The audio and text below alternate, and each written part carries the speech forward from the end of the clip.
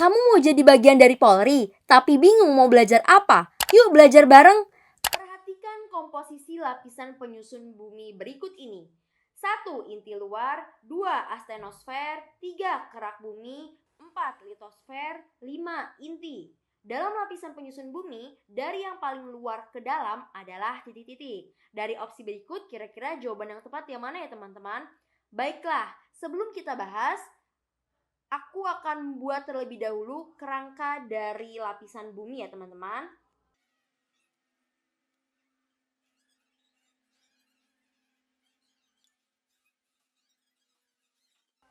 Baiklah teman-teman, berikut adalah gambar terkait dengan lapisan penyusun bumi. Lapisan pertama atau lapisan terluar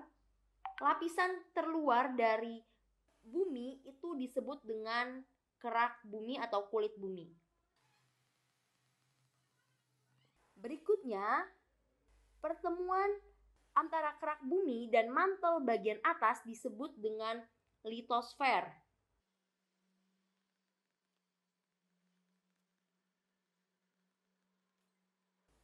Lapisan berikutnya adalah astenosfer. Lapisan di bawah kerak bumi hingga kedalaman 2.900 km disebut dengan mantel bumi. Lapisan selanjutnya disebut dengan inti luar, dan lapisan yang paling dalam merupakan inti dalam. Jadi teman-teman, dalam lapisan penyusun bumi dari yang paling luar ke dalam adalah yang pertama kerak bumi, kedua litosfer, ketiga astenosfer, keempat inti luar, dan yang terakhir adalah inti dalam. Ya, hal ini jadi teman-teman jawaban yang tepat adalah yang C, 3, 4, 2, 1, 5. Soal berikutnya. Lapisan berbatu dengan kedalaman sekitar 2.900 km yang disebut dengan mantel bumi ditunjukkan dengan angka titik-titik. Nah, teman-teman, kira-kira yang menunjukkan mantel bumi yang mana nih? Yuk simak penjelasannya. Baiklah teman-teman, berdasarkan gambar berikut, lapisan terluar dari bumi itu ditunjukkan dengan nomor 1 yang disebut dengan kulit atau kerak bumi. Berikutnya, yang ditunjukkan nomor 2 adalah mantel bumi. Nah, lapisan setelah mantel bumi itu adalah inti luar. Dan yang paling dalam disebut dengan inti dalam. Jadi teman-teman, mantel bumi yang memiliki kedalaman sekitar 2.900 km ditunjukkan oleh nomor 2. Jadi opsi jawaban yang benar adalah B, 2. Soal berikutnya. Tempat tinggal bagi seluruh makhluk hidup baik tumbuhan, hewan maupun manusia adalah bumi. Berikut ini yang bukan merupakan struktur penyusun bumi adalah titik-titik. A. Litosfer, B. Komponen air, C. Hidrosfer, D. Kromosfer, E. Komponen gas. Nah, dari opsi berikut kira-kira jawaban yang benar yang mana ya teman-teman? Baiklah, kita simak pembahasannya. Jadi teman-teman, secara umum planet bumi tersusun atas 3 komponen utama.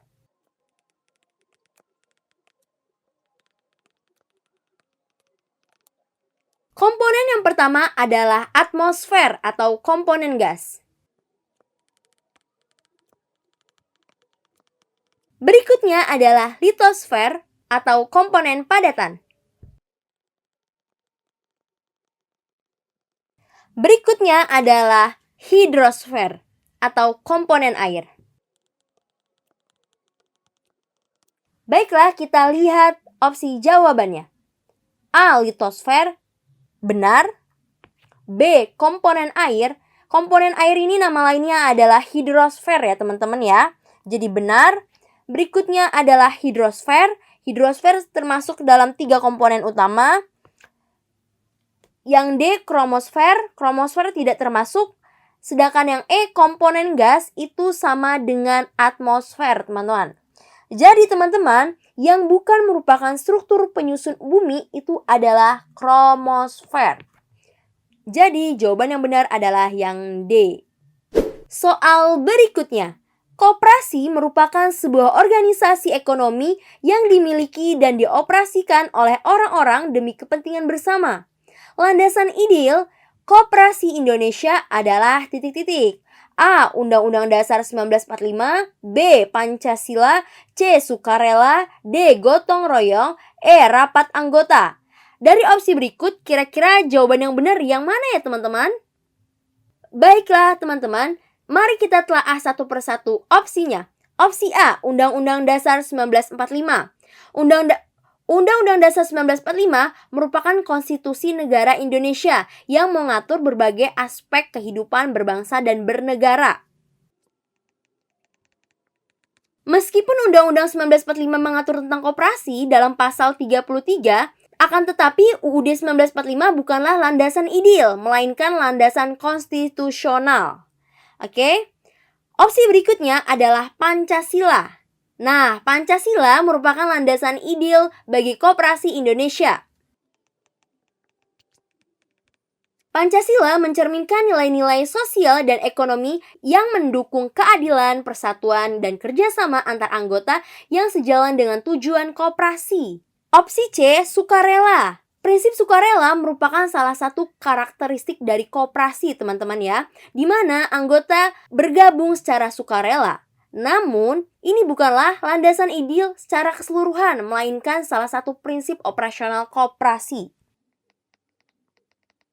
Berikutnya opsi D, gotong royong.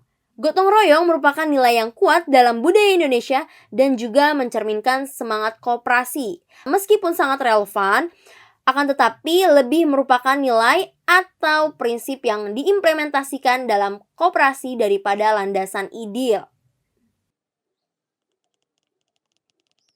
Opsi E adalah rapat anggota.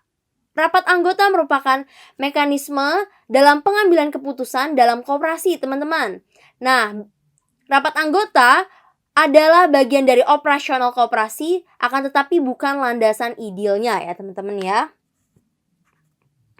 Jadi, jawaban yang tepat untuk soal berikut ini adalah yang B, Pancasila. Soal selanjutnya. Bhinneka Tunggal Ika menganggap perbedaan yang ada di masyarakat seharusnya tidak menjadi suatu hal yang patut untuk dibesar-besarkan. Berarti, Bhinneka Tunggal Ika mempunyai sifat titik-titik. A. Konvergen, B. Divergen, C. Inklusif, D. Multikultural, E. Plural. Dari opsi berikut, kira-kira jawaban yang benar yang mana ya teman-teman? Tulis jawaban kalian di kolom komentar ya. Jangan lupa like, komen, dan subscribe YouTube channel Kelas Bimbel.